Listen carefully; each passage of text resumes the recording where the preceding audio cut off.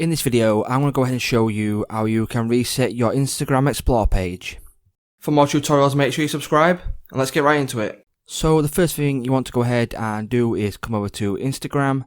So everyone's Instagram Explore page is specific to them, and it goes ahead and shows you the content that you personally like, and it's relevant to the things that you go ahead and search and interact most with on Instagram. So if you want to go ahead and reset your Explore page, what you need to go ahead and do is come over to your profile, click on the three lines in the top right corner, and then click on settings.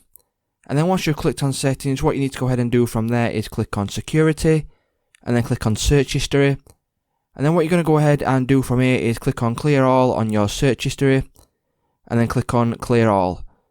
And it's just as simple, guys. Once you've done that, it should go ahead and reset and get rid of all the irrelevant content on your Instagram Explore page.